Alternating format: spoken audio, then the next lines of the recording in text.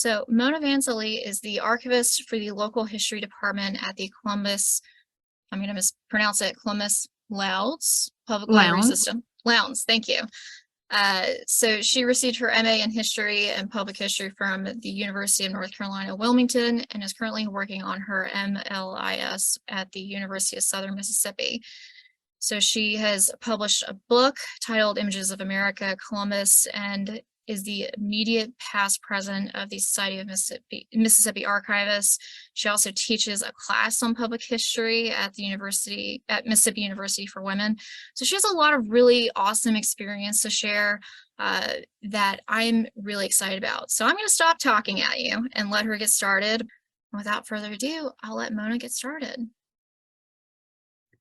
Well, thank you so much, Elizabeth. I really appreciate that. And as Elizabeth mentioned, I am the archivist at the Columbus-Lowndes Public Library. And part of what we do is work with several young groups when dealing with genealogy. And two of those I'm going to talk about today. So my presentation is called Reaching Local Youth by Raising the Dead. So first, to tell you a little bit about the department that I oversee, we are the local history department. It is quite unusual to have a fully functioning archives in what is a relatively smaller town, basically in a more rural area of the United States. And so our population size is, for the city, is 25,000. And the county is 60,000. We are a single county library system with 4 branches. And so we feel really lucky, one, that our library is super well supported by our community, and two, that they really have the foresight to have an archives. Typically, you'll find something like this more at a university or like a historical society, that type of thing. That's a little bit about us. And I did want to mention that we have roughly 1,000 cubic feet of space, vault space, for our archival materials. And so the way that we've basically divided the department is we have the Billipsgarth Archives room, which includes the vault, and that predominantly is the primary sources, the materials that go back, deal specifically with the county, Lowndes County, and go back to the early 1800s when this area was settled by European settlement. Then we have the Margaret L. Buckley Genealogy Room, and that, of course, kind of says it all. It's more of the genealogy side of things. It has a lot more secondary sources. It's kind of divided between various states and counties, since that's typically how people research that particular topic. And our usage per year for people visiting us in person is roughly 1,500 people per year. Now, that's sort of fluctuated because of COVID, obviously, and we're kind of working back up to those numbers, but we're at back up to about 1,000 people a year that come in person to use this department. The last thing I want to mention before moving on is that we have a staff of 2.5. That includes me and one other full-time person, and then we have a part-time individual and a rotation of around 1 to 2 volunteers and interns any given semester. And we're open Monday through Friday and 2 Saturdays a month. And the reason I mention those hours is because those Saturday hours often become a real benefit for students, because obviously a lot of times they're busy during the week.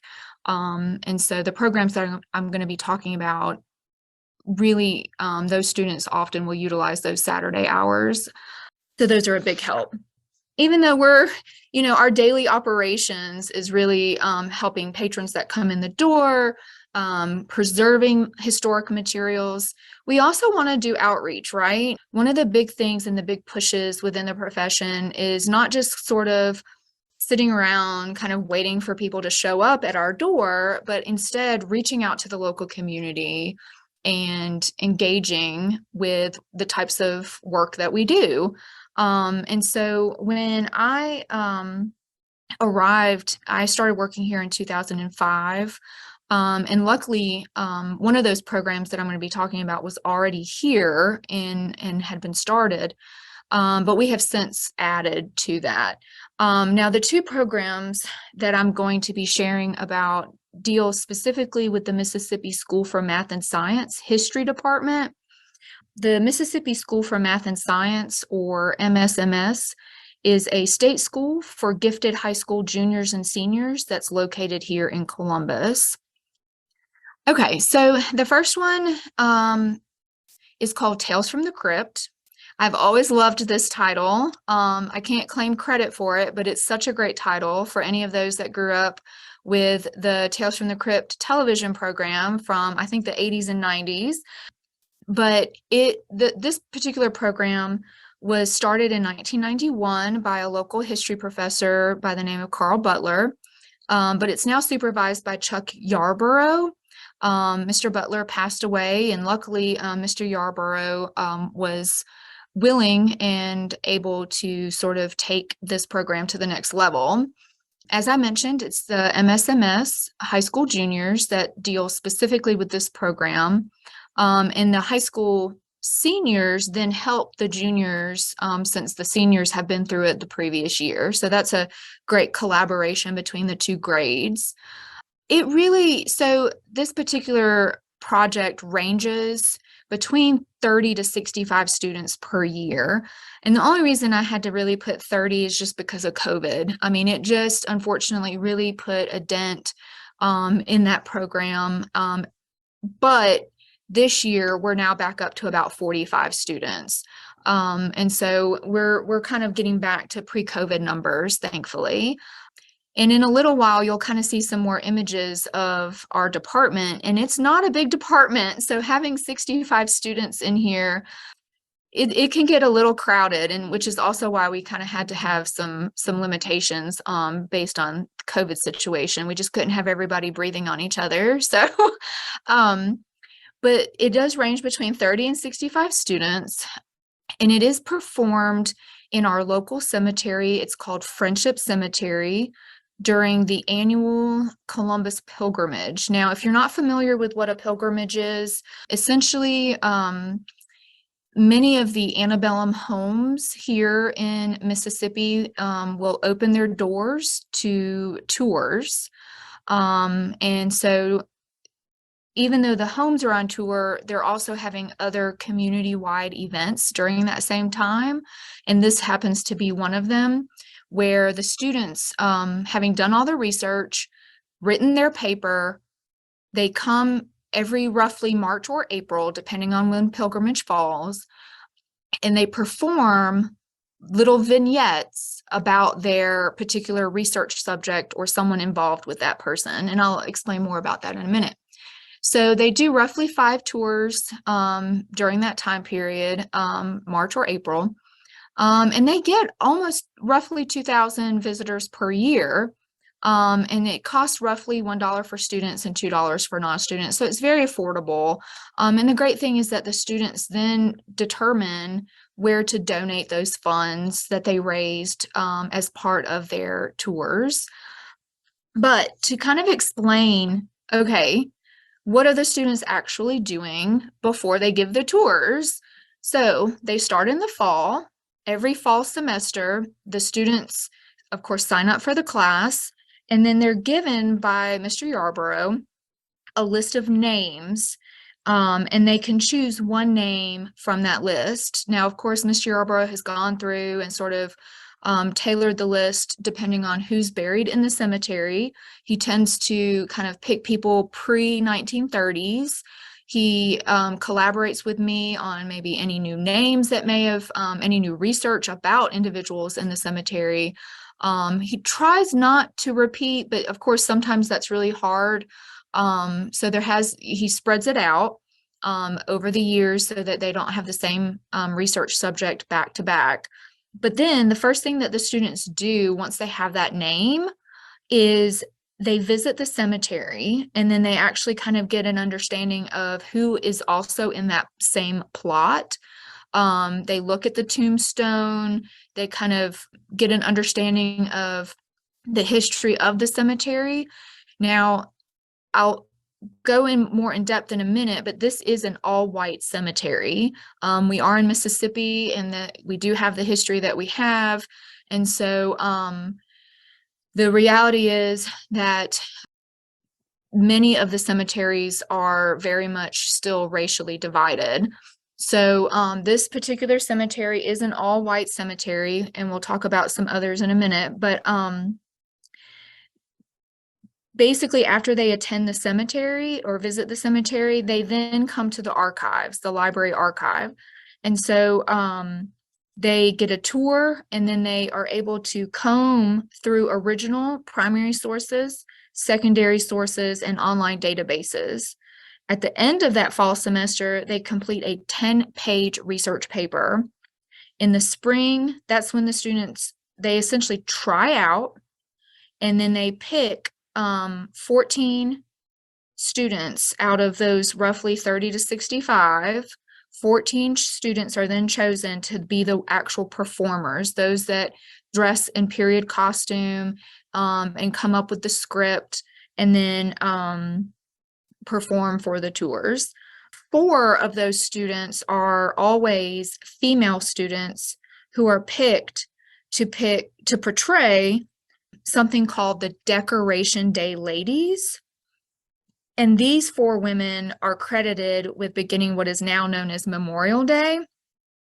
The other 10 students perform vignettes on their particular research subject while dressed in costume. The program really has grown a lot since its beginnings. Initially, there wasn't much of a paper or citations. It was a very condensed, like 2 to 3 page type paper. You didn't really have to cite your sources. And so it was engaging and interesting, but it wasn't really scholarly or analytical. And so Mr. Yarborough really has taken the program and shaped it into a much sharper program, especially the paper, where now it's 10 pages. You have to cite your sources. You have to learn, primary sources versus secondary sources. He's really teaching them to be analytical and understand how to utilize sources and data, really, how to be historians. So I sort of mentioned that 4 of the 14 students that are chosen are chosen to portray the 4 Decoration Day ladies, and that's an image of those 4 ladies. This is from 2018, actually. And so, like I said, Decoration Day, this is a little bit of a side. It's now known for being modern day Memorial Day. Now, the disclaimer is that a lot of places claim to be the start of Memorial Day. So I do want to throw that in there. But every Tales from the Crypt program will include these 4 women. So, okay. So how does this program work if all the people buried in the cemetery are white? So the great thing about this project is that it is not bound by the cemetery's limitations, okay? Meaning that even though some Friendship Cemetery is historically all white, in order to bring in other voices, the students are able to focus their papers and performances on anyone associated with their chosen subject. So even though, let's say, they pick Sarah Smith, they don't have to necessarily portray Sarah Smith. Through their research, they might discover that Sarah Smith, they want to portray her husband or her children or her neighbor or whomever, but they will still stand next to Sarah Smith's tombstone during the tour and bring her into the actual dialogue, but they don't necessarily have to portray her. So a specific example is that one student's subject was actually a white politician who's buried in Friendship Cemetery. And that particular student ended up actually portraying that white politician's African-American political rival by the name of Robert Gleed. And this was actually during Reconstruction following the American Civil War. And so it really was that student was able to talk about Reconstruction in a whole new light without having to actually portray that white politician, but instead bring in the African-American voice into that program. So the great thing is that the students are able to portray any historical figure, no matter their ethnicity. And because most of my photos thus far have really been about shown young women in the program, I did want to show that there are young men in this program, and they perform as well. The remaining students, though, I do want to point out that even though 14 students are chosen, there's obviously a lot of students that do not get chosen. So what do? Basically, a lot of different things. They are the individuals that help the performers with their costumes. They actually will be the ones that walk with the tours. They're like the tour guide. They also have the opportunity to, like, if let's say they have a musical talent, they play the violin or something to that effect. They can be in the cemetery, sort of walking around, playing the violin in costume. So even though they're not necessarily portraying an individual in the cemetery, they're still giving that sense of ambiance to the tour. So they're involved, they're helping with the overall execution of the program and the tours. And some people, they don't necessarily want to be performers. They would rather do something else. And so this is a great program that allows people to sort of show their strengths or have people sort of come out of their shell. Maybe they have done this for the first time and they really enjoyed it. So there's really an opportunity for all the students with this program. Okay, so the next program that I wanted to mention is actually called the 8th of May Emancipation Celebration.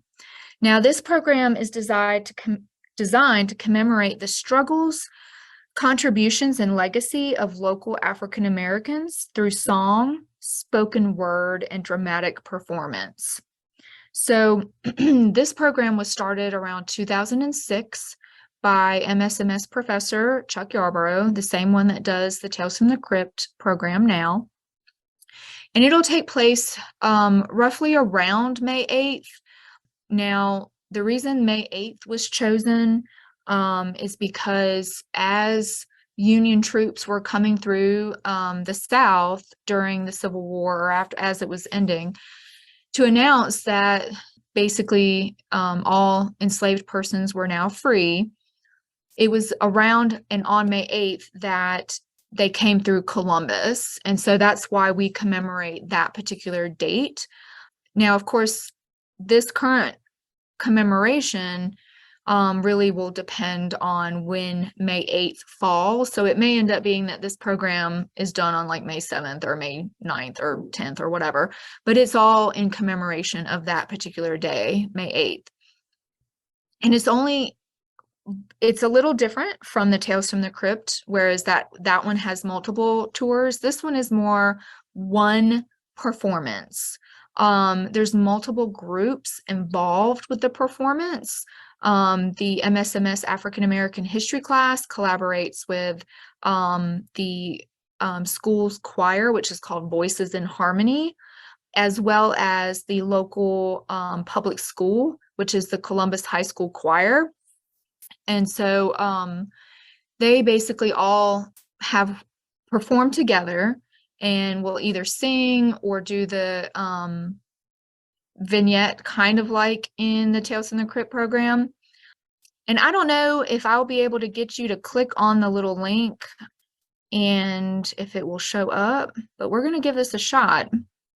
So if we can maybe scroll to about 35 minutes, if this starts. Sure. Yeah, that'd be fine. Just anywhere in and around there, that'd be good. So you can kind of see there was a singing, a performance, but this is the 2021 performance.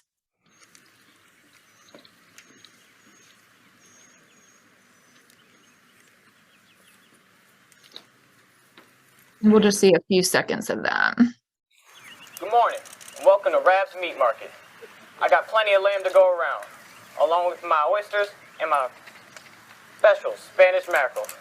I got all the fresh meats that you might require for the perfect meal for your family and guests. I am Alan Rab, and 100 years ago, that might have been the way I greeted you when you came into my store. You see, I owned a meat market downtown, and later, on South Side. My first location was on 100 block, on Market Street. Today, you call it North 5th Street. That way. My father was named Jack Rab, and he was born in Georgia. He had been enslaved, but purchased his own freedom, along with the freedom of some of his siblings, before the Civil War. As a free man of color, in this slave society, his life was far from easy. In fact, life for a free man of color was really not very free, but he did make a way for himself, and that was an example I tried to follow. My father, Jack Rab, was a barber in downtown Columbus, working with another free man of color named Adam Hereford. When Hereford died in 1863, my father purchased the two-story brick building where their barbershop was located. Turns out, eventually that purchase got my family and me a one-way ticket to court. Let me tell you about my family.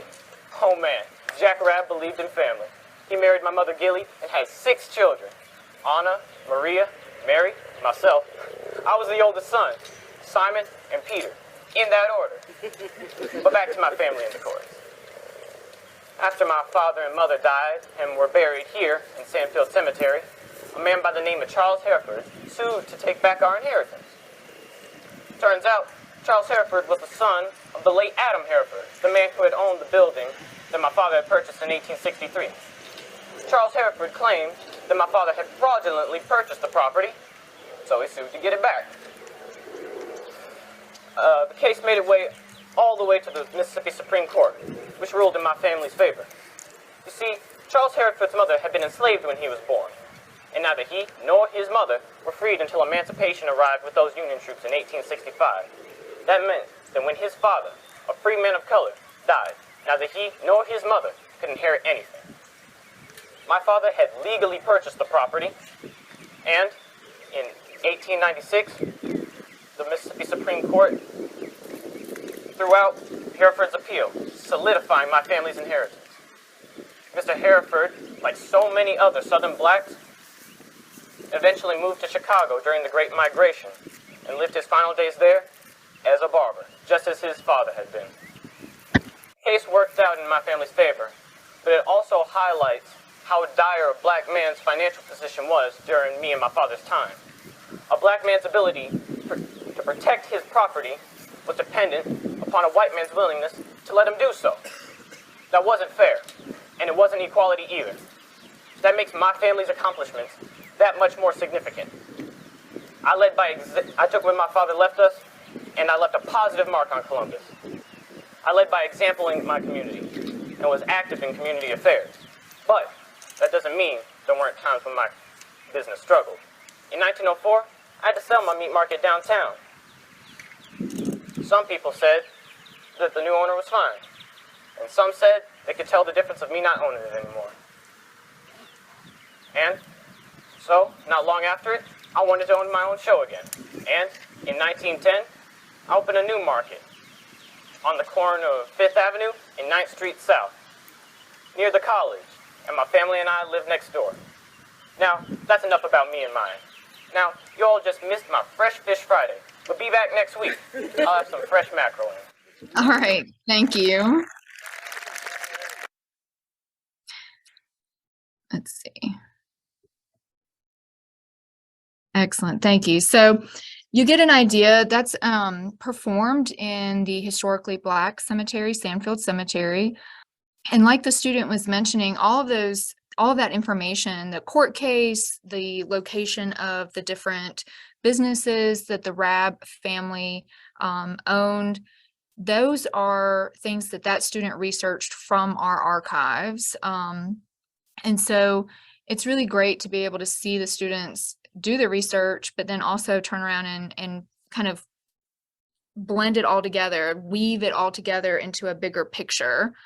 But that was just one example of the many stories that the students share on that day with that program.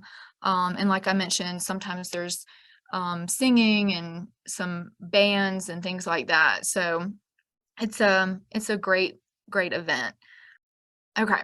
So these are also some images from the 8th of May celebration. And then the one on the lower right, that's actually Mr. Chuck Yarborough himself, their fearless leader and professor. So this program has received national attention, and it's been really fun to get to see how people are responding to it. It was most recently featured in HBO's documentary called Our Towns in 2021. Additionally, the project was celebrated in Jim and Deb Fallow's New York Times bestseller of the same name, Our Towns, and the performances have been featured in The Atlantic, U.S. News and World Report, and in newspapers and magazines throughout the state and region. And I have to just, I guess my 15 seconds of fame was just a clip in the documentary, the HBO documentary. So that was actually kind of fun to be able to participate in, because so rarely do you think as an archivist that you'll be on HBO. So that was a fun little experience. So those are the two main programs. Now to sort of the nuts and bolts of how it actually gets off the ground. You can kind of see that's actually me in the picture giving tours. So each program is sort of handled a little bit differently. The Tales from the Crypt, they have one tour that essentially introduces them to the location and the resources. Then throughout the semester, the fall semester, they will walk from campus to the library archives for at least one visit a week. Whereas the 8th of May is a little bit different. They essentially only spend one day in the archive learning about the primary sources that pertain to the African American experience during specifically Reconstruction. So the Tales from the Crypt program sort of allows students to sort of free reign over whatever resources we have, whereas the 8th of May, because it's dealing with such a specific topic, those resources have already essentially been sort of found and picked out by the professor prior to that visit. And so, but while they're here, they're able to actually sort of engage with those materials and get a better picture of what was actually going on during Reconstruction here in Columbus. I will say that the archives works very closely with the student's teacher to schedule those tours. And so it really makes a huge difference to have very good communication and collaboration with any kind of program like this, their teacher. The teacher really, if you have that good working relationship with that teacher, they can really make this program fantastic. I have had situations in the past where programs that actually no longer exist now because the teacher was very difficult to communicate with, hard to get in touch with, did not want to sort of work in tandem with the archives. They just sort of wanted to unleash the students upon us. And that doesn't really help guide the students. And so there really needs to be a lot of hands-on collaboration, work done on the forefront before the students ever even get into the actual archives. The other great thing about these programs is that all of the students actually receive a library card. Woo-woo! So part of that is for the students, of course. That gives them free access to our online database, which we subscribe to, which is ancestry.com. And through the library's website, they're able to access that using their library card when they're not in the actual library. But that, of course, is a huge boost for our statistics for the library itself, because, of course, at the end of the day, it always comes down to numbers. And so that then essentially helps our funding if we're able to take those numbers to our local city and county. So that may seem like something that gets overlooked, but we always make sure that we get the students' library cards before they even get the program started. So The other thing that we do for the students, and I'm not sure if I'm going to be able to bring it up, but basically we create what's called a Pathfinder. So this is our Pathfinder. We've created one every year. We update it. This is a list of the most commonly used resources that we have. It's in alphabetical order. It gives them the title. It gives them the call number, which of course, often you have to explain, well, what is a call number? How do we use the library? A lot of the sort of preliminary work that I even do with the students is just showing them how to even find a book in the library. Unfortunately, it's not really a class that's taught to elementary school kids anymore. We had it when I was going through, but they don't really do that as often anymore. And so that's just sort of walking them through the steps to what is a card catalog, what is a call number, that there is an actual system to books in the library, and that it's not just chaos and crossing one's fingers that you might find a book later on.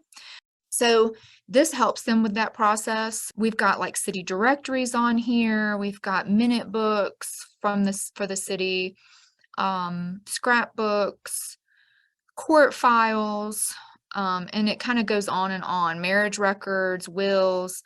The other thing that we include is are any kind of definitions, because these are a lot of times terms that these students are not familiar with at all. So that helps sort of get them in the lingo. We also give them a little bit of help with the citations, which they've never done before. And of course, any of our kind of contact information and some helpful websites, genealogical websites. So that sort of allows us to not have to repeat the same thing 50 million times, since there are multiple students that we're dealing with. We also encourage them to bring it with them every time they visit and essentially check off the things that they've looked at, because nothing can be more confusing than when you have 50 students and they all come to you and they say, well, we can't find anything. And you have no idea what they've already looked at. And so you don't want to waste time essentially going back over the resources that they've looked at. Unless you feel like maybe they didn't look at it properly, that's different. But if they're able to take this Pathfinder and essentially check off what they've looked at, that will help sort of narrow down what maybe the problem is and where you need to look next. And then that way they also have any kind of contact information if they need to email us or anything like that. So some of the resources that they're actually utilizing include over 1,000 manuscript collections. Our original records pertain just to Lowndes County. So those are manuscript collections that deal with just this county. Of course, census records, the federal census. We have vertical files, which are divided between family and subject. Of course, photographs, anything really paper-based, we're hopefully going to have. We've got maps, directories, family genealogies. We've got people who've already published their genealogies.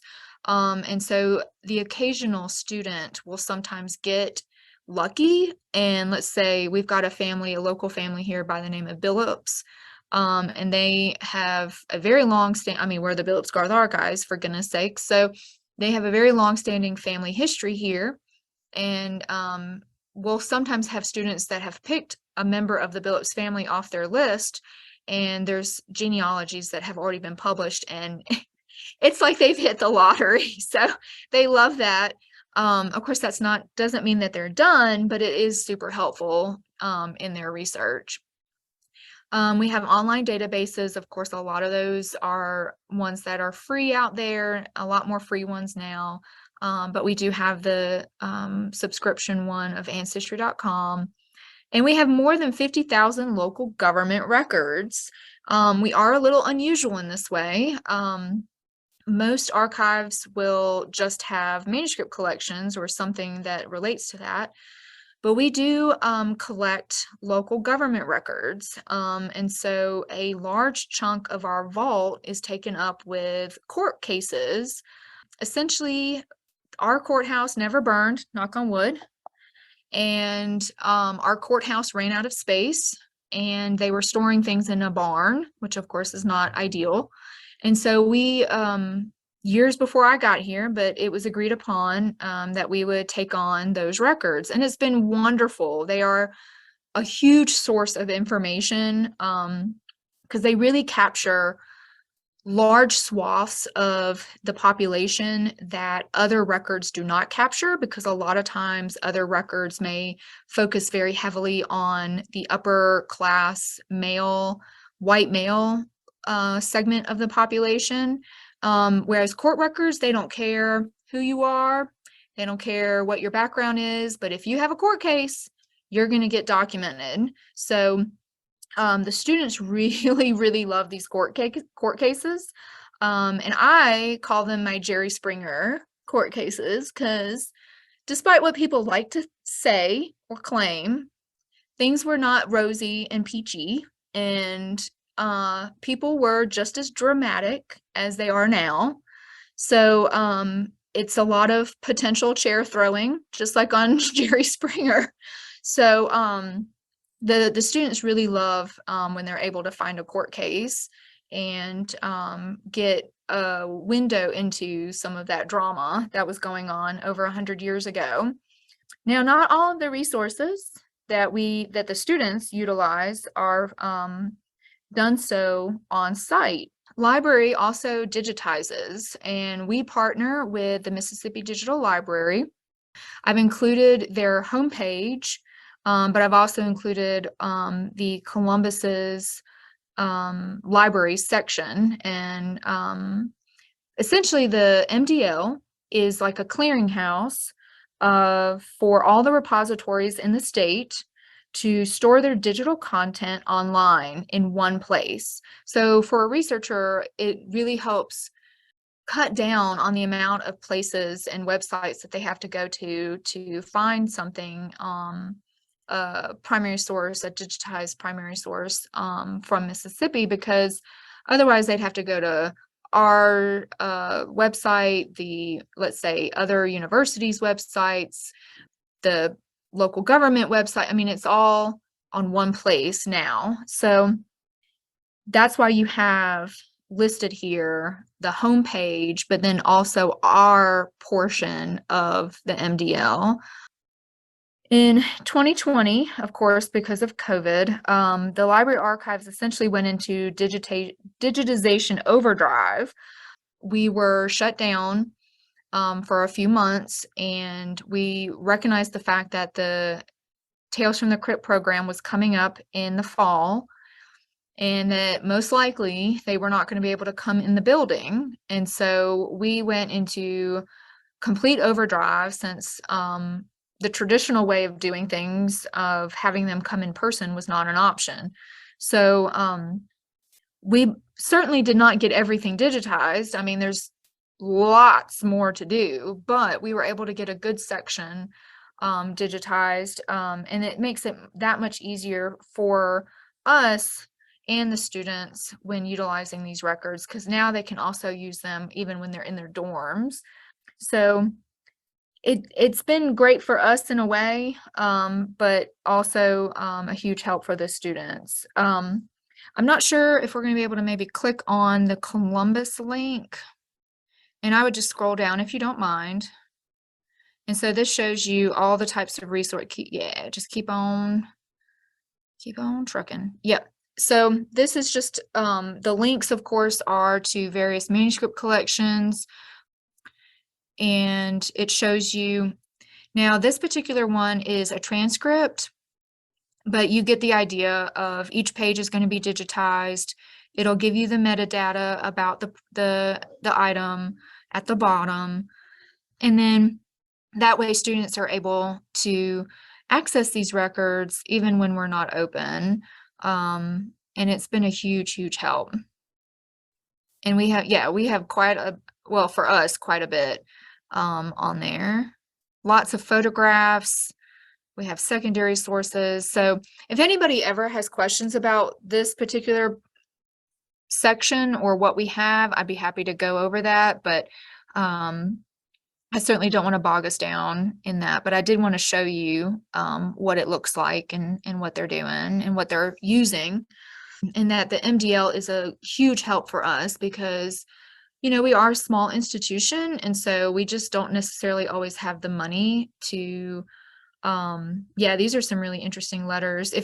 This collection, if you have ever thought that somehow teenagers are so much more dramatic now than they were back in the past, no, this is a story or letters between a young woman, she was 17 here in Columbus, and her beau, which was her cousin in Birmingham, Alabama.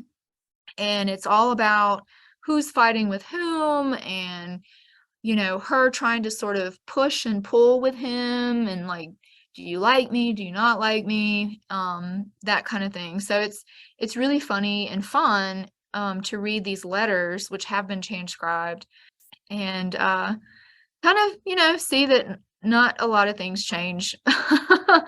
But yeah, they get a chance to read through these, and they may make mention of local individuals in these letters that maybe a student is researching. So those are always helpful.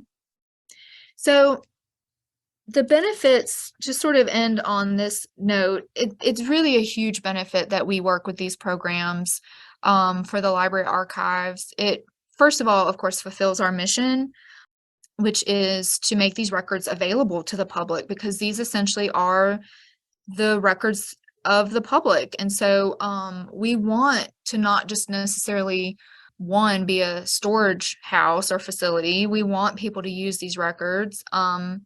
And then we also want, especially students, to get engaged with history, of course, but then also understanding how to analyze. That's the hugest thing, how to take something, all the different puzzle pieces, and put it together into a larger picture and to assess what you're looking at. And so this has also provided the archives with much greater increased awareness and recognition of our facility. We actually will have the local news station every fall. They know now, I mean, this program, the Tales from the Crypt program, has been going on over 25 years. And so the local news station, they know to come film, you know, the tour of the archives by the MSMS students. And so that gives us exposure on the news, the local news.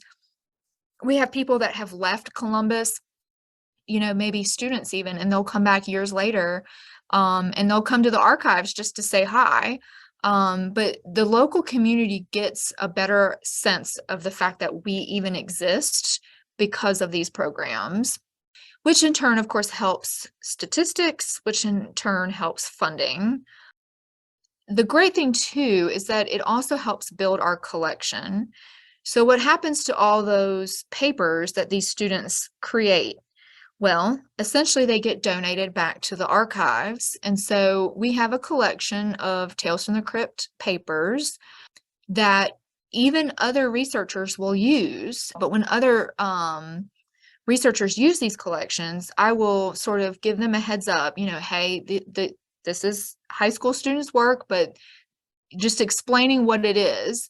And I have always had people leave with like, oh, they found something that I didn't find.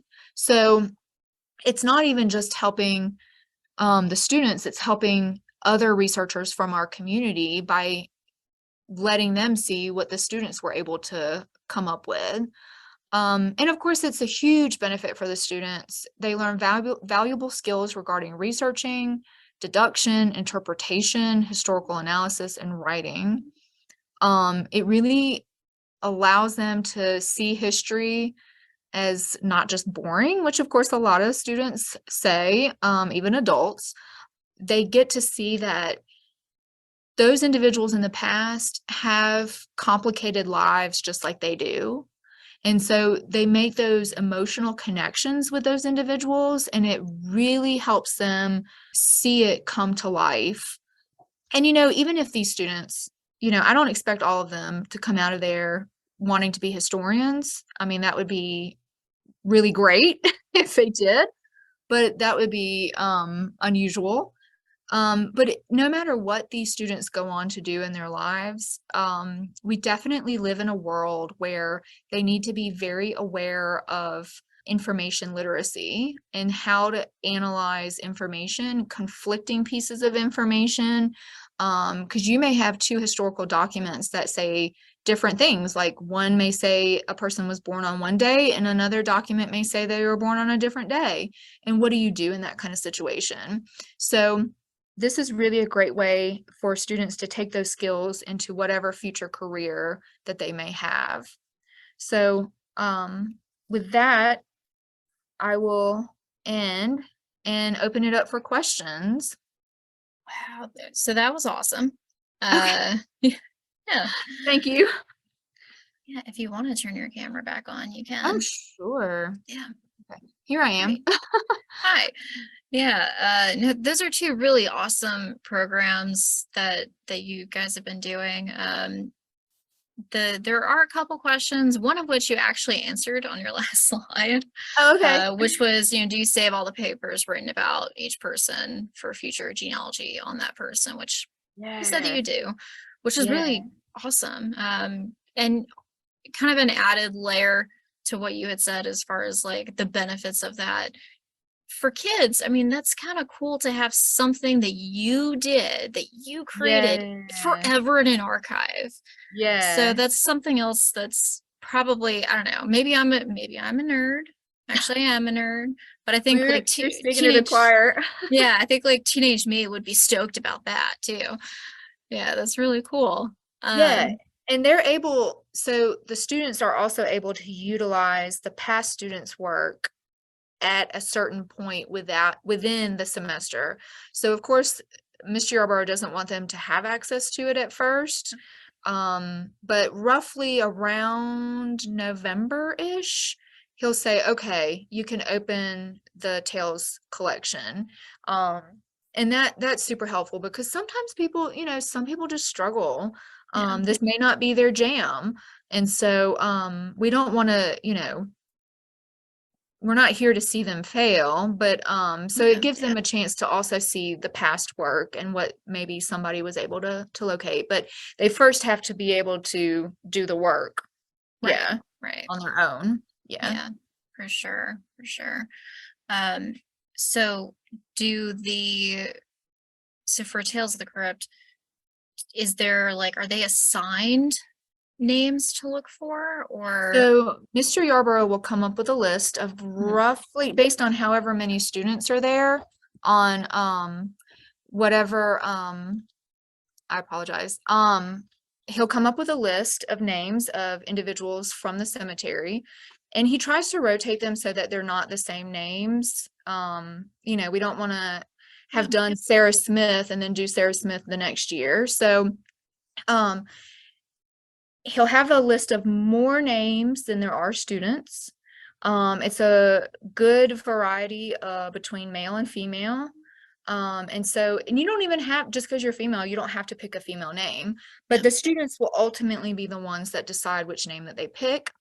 Now, the other cool thing that he has started doing lately is that, we're in the over 25 years of doing this. And so they want to be able to be as inclusive as possible, especially given our current environment and society. So now, in the past, if you had a person that you picked that was buried in Friendship Cemetery, you didn't have to do that person. You could do somebody associated with that person. Well, now you don't necessarily even have to do that person, but you also don't even have to do somebody associated with that person. So for example, you could have, let's say, a World War II, or let's say World War I veteran who's a white veteran. Well, you can find an African-American veteran and then talk about the different treatments that those two individuals would have received based on their enlistment in the Army. So those two people may not have ever even known each other, but their tie is the historical context and story, a bigger story. So yeah, it's getting really cool. That is cool. Because it's not just like, I think what I love about these projects the most is that it's not just the dry research part, Yes. which I mean, like, I don't find research dry, but like, you know, kids in high school, the way I was taught was, you know, history's dry, history's boring, but I had a Yeah. couple of very animated, colorful acting history professors Yeah. that made me interested. And, you know, it's a story. It's a story of humanity, it's a story of our families, a story of other people's families, and where they fit into context. So it's not Right. just like the names, the dates, locations. It's how do you make a story out of this and then tell it? Exactly. And this is very much history from the bottom up. So we're taking local individuals, a person, a family, and then telling a larger contextual story, a historical event. So we're not taking, okay, you need to learn about the Industrial Revolution. No, we're going to take Sarah Smith and figure out, okay, how does she fit in to the larger events sort of circulating around her in her lifetime? So very much history from the bottom up. And, you know, all these kids are from Mississippi. All these kids are, you know, interested in local individuals. If you can make that emotional connection with them, these are not people who are super distant from them. They're like, oh, Yeah. and sometimes you'll have situations where they're like, oh, well, dang, that's my neighbor's family, Hmm. you know? And so they're able to really bring the history closer to them. Yeah. That's cool. So we have a couple more questions in here before we finish up, and these are pretty quick questions. First, someone asked if you would be willing to share the Pathfinder Yeah, because sure. it's a really awesome resource. Yeah. If you would like to share the Pathfinder, send it to either Allison or I. And if any of you guys would like a copy of the Pathfinder, email genealogy@acpl.info, which I'll stick that in the chat. Yeah, I'll send it. We'll send it. Yeah, not a problem. Cool. Now there are a couple questions about the program itself, like are students chosen for the program? Is it a year long? Is this the entire structure of a class, or is it just fed in with other curriculum? Yeah. Right. And do they have to So- apply to take the class? So they don't have to apply, other than the fact that they had to apply to get into the school in general. Yes, but it is essentially the entire sort of focus of this class. It is an American history class, but like the main thing that they're doing for this, like if you get put into this class, you know that you're going to be doing this project. You don't have to do this class. You could do another type of American history class. So they give you the option. So it's not like you're required to necessarily do this, but the reality is that a lot of students try to elbow their way into this class. So it is often sought after. So they do potential, like essentially sign up for it. Yeah. But they sign up for it knowing that that's what they're doing. It's not like they get into an American history class and they're like, oh, dang, what is this? You know, this isn't what I expected. So they sort of are given a heads up so that they're not in something that they're not really comfortable with. So, but they still have, of course, the school is predominantly focused on math and science, but they often will obviously teach other subjects. And so if they don't want to necessarily take Tales from the Crypt, they can take a more traditional American history class. Yeah. So the last question, which is related to that, was does each participating student do research, even though only 15 or so participate in Tales of the Crypt in terms of like presentations? Yes. So all of them have to do the research and all of them have to write the paper, and that's done in the fall. And then the tryouts are done roughly in December, January. Sometimes it gets into February, you know, of course, things sort of adapt based on whatever's going on. But they come up with sort of a short script on what they think they would want to talk about. They try out. It's not like they have to come up with the final script. It's Mhm. just a chance for them to have an opportunity to kind of give it a shot. And so the professor will often bring in guest judges, which really are just former Yeah. students, and myself sometimes, you know, teachers and that kind of thing. And they'll try out. And again, if they don't feel comfortable with it, you know, and they're like terrified, they don't have to do it. Yeah. But really and truly, most of the kids, like, they've kind of bonded and have sort of a families type atmosphere at that point. And they're all excited, and you know, they kind of want to share and show off the research that they did. Um, and often like are sort of in competition with one another with what kind of stuff they were able to dig up on their person. Yeah. Um, but yeah, then from those tryouts, the 14 are chosen, and then the others essentially from that point on throughout the spring semester, they're all working towards making the actual tours a success. With practicing, with getting costumes, it's like a theater production, really. Yeah, and they're all, you know, some of them are considered almost like backstage hands. You know, they're Mhm. all helping with the overall production. Very cool. Very cool. So we are just about out of time. Thank you so much for sharing and talking about Yes, these really awesome thank you. projects y'all are doing. This is great. Just as a kind of like final reminder for everybody, if you'd like a copy of the chat, you know, send us an email. I put our email in the chat a couple times, but it's genealogy@acpl.info.